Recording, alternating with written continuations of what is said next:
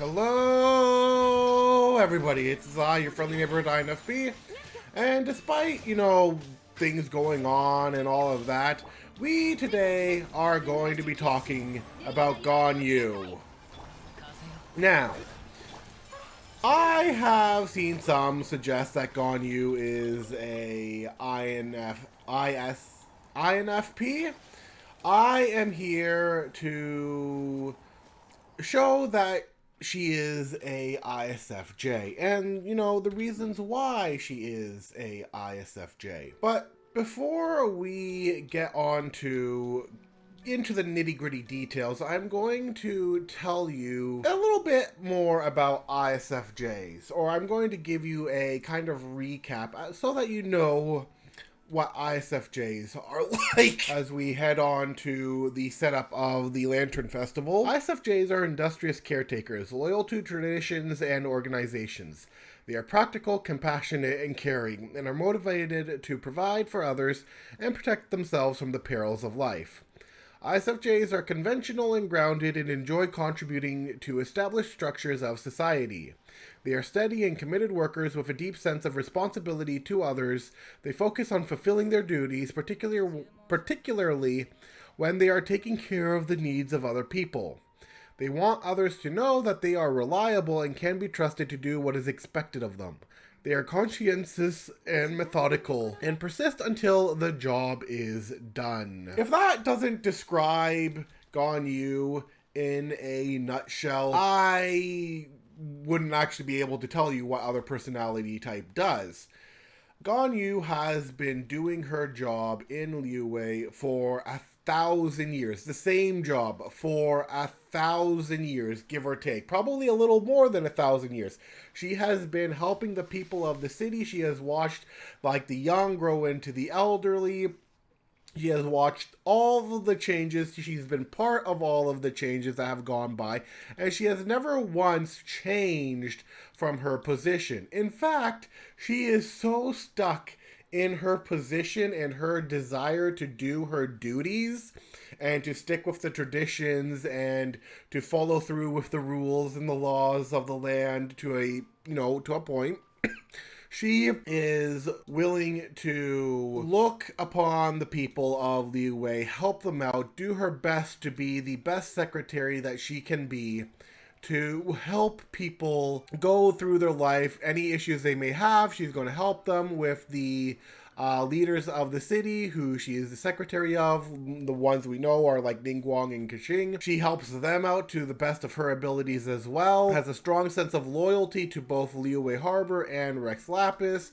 And she takes pride in her work, and she wants others to view her as a productive and honorable member of society. In fact, it got so bad that at one point, she, if you played her storyline quest, when she came back and saw Ningguang's secretaries essentially do her work, she thought she was unneeded anymore, and she had an existential crisis because she didn't know what to do anymore. She had been doing this for 1,000 years plus.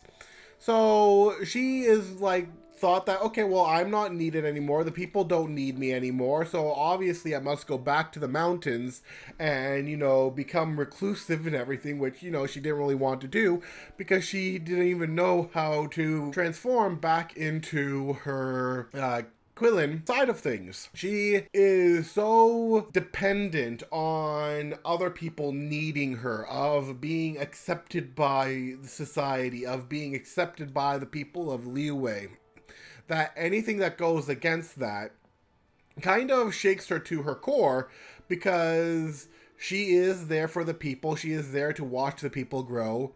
And it's not just with the people, it's even with you as a traveler as well. If we were to look into some of her voice lines, so as you can see here with her voice line, she needs affirmation. She needs a lot of affirmation. She needs to be told that she's doing a good job. Even being told she's doing a good job by you, the traveler, the protagonist of the story, she needs to know that she is up there. And she is quite sensitive to criticism, thinking that, oh no, I need to do better if I'm not doing good.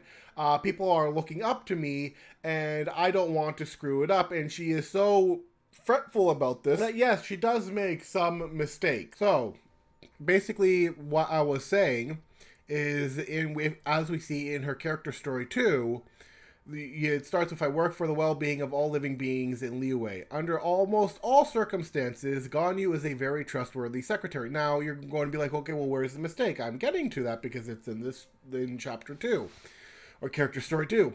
It is hard to imagine anyone outperforming her in the face of such an enormous workload, especially given her unique and penetrating insights into all of Liyue's matters. Nevertheless, her reliability can only be guaranteed under almost all circumstances. The more important the matter, the more Ganyu strives for perfection, and the more nervous she becomes. Under pressure, her nervousness does result in the occasional error. One such incident occurred during the Rite of Dissension, without doubt the most important annual event in Liyue's calendar.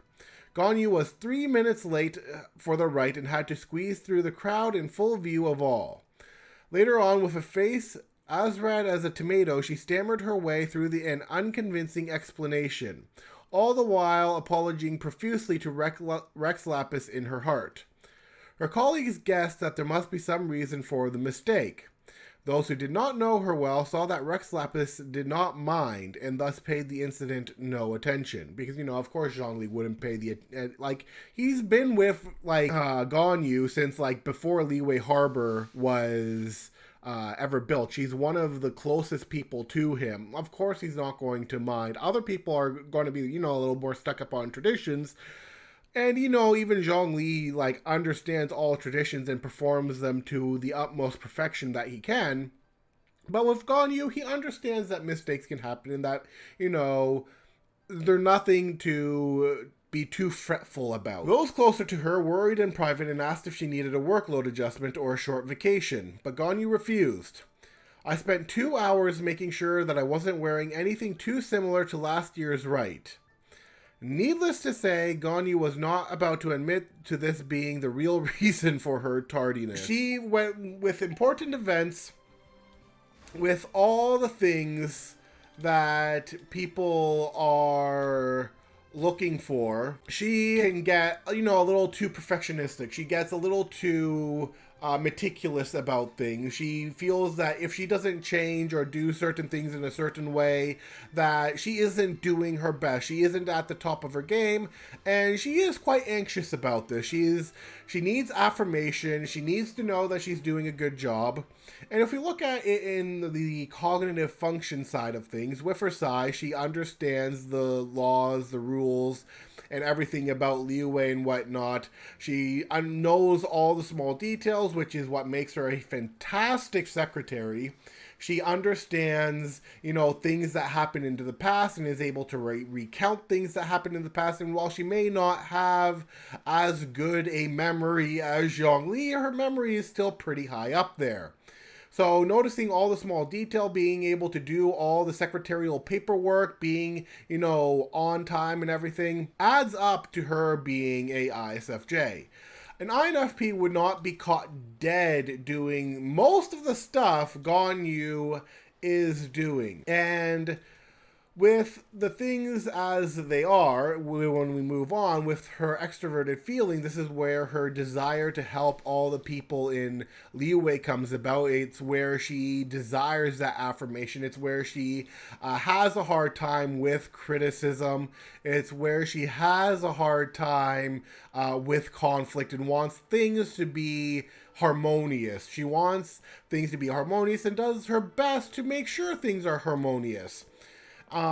She is the type of person who will go out of her way to help people understand things that they may not have understood before. She doesn't want too much conflict or criticism as to like what she does, but I don't think she gets that much criticism. She does her job quite well, and everybody typically has no problem with her, except, for the occasional mistake here and there. She is very, is that Shenhe? That is Shenhe.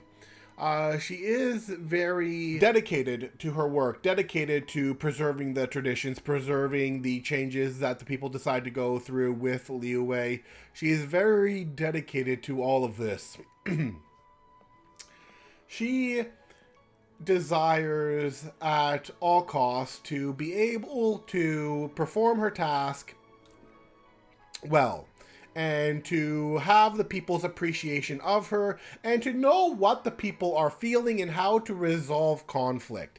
This is all part of her extroverted feeling. Then we have her introverted thinking, where she is able to do all the logical things. She's able to come across the patterns. She's able to understand that things are not so simple, and that there can be multiple things going on to which one can resolve themselves to. Of course, it's like a little weaker down on her list. She's not as good as it as some high tie users, but she does use her analytical mind to be able to notice the patterns and to be able to do her secretarial tasks with ease. And then, of course, we have her last function, Ni, or extroverted intuition, which causes her to accept changes that are happening, but is concerned with how fast things are changing. But she's also been around